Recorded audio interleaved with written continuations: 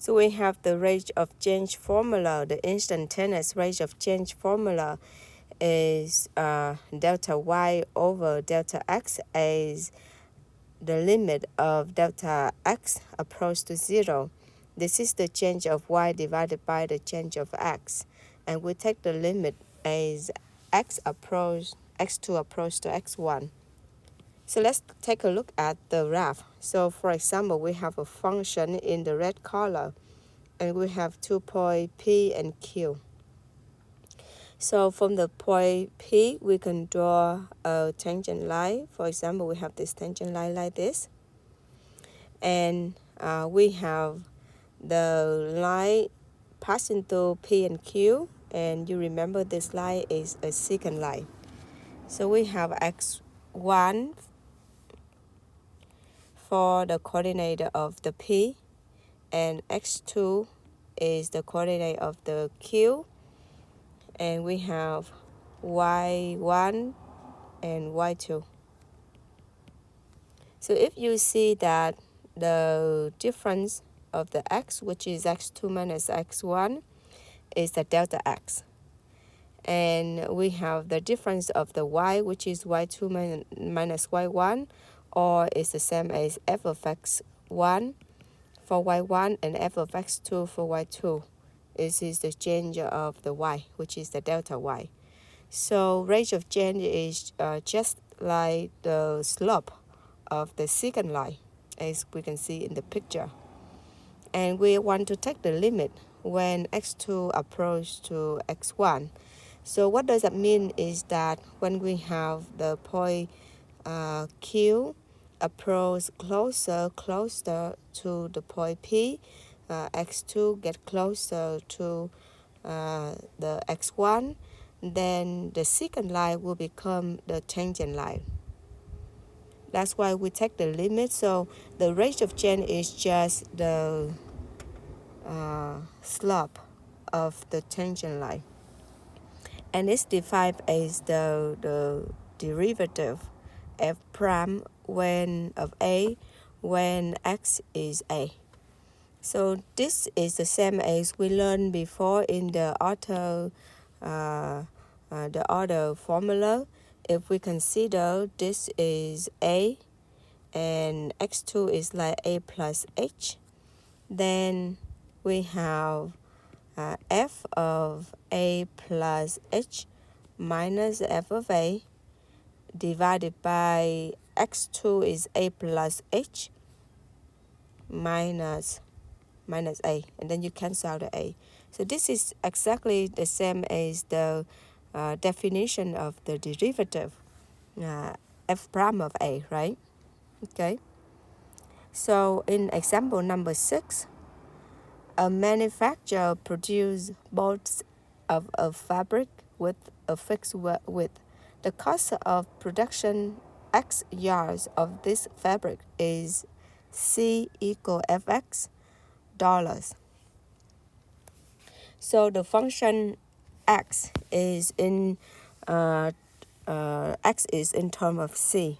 And C in this case represent for the cost, and X in this case represent for yards.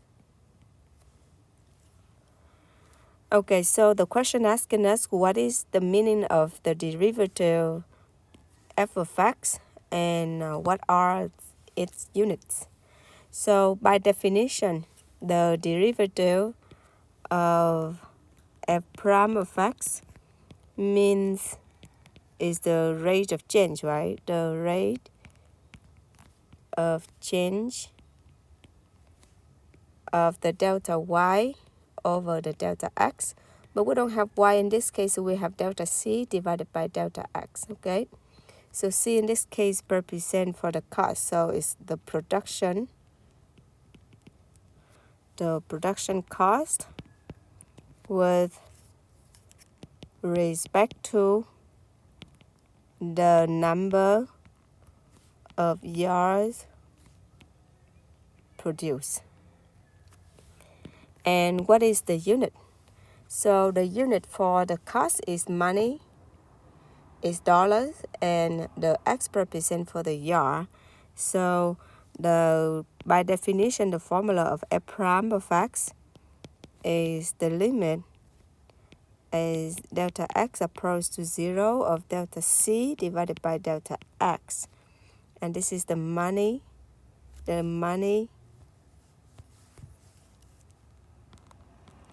over the yard.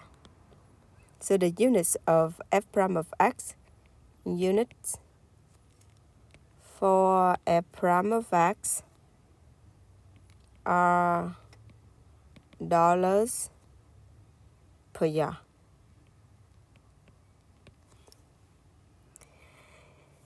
For part B, in practical terms, what does it mean to say f prime of 1000 equal to 9?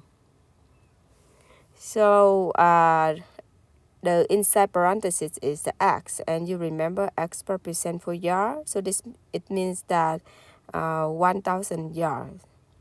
And the 9 is the units of the 9 is the money, is dollars per yard, right? So this means that after 1000 yards, it means you can think about like 1001 yards have been manufactured. The rate at which the production cost is increasing is $9 per yard. So you can understand this is, for example, like the year to 1001 or 1002, the cost for that would be increasing is $9 per year. And we say it's increasing is because we have the number is positive in this case. Okay, so it's increasing.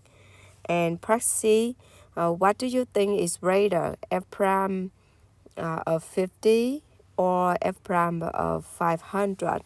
So f prime of 50 and f prime of 500. So we would think that f prime of 50 greater than f prime of 500. The reason why is that due to economics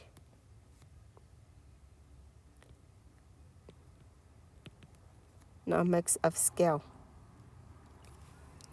And what about the f prime of 5,000? So when we produce a lot, it can be cost more than produce less because due to the time, right? So maybe someone order a lot of fabric, so it costs more to hire people. They have to work overtime to meet the requirement. So maybe they work overtime, so it costs more money, or the efficiency.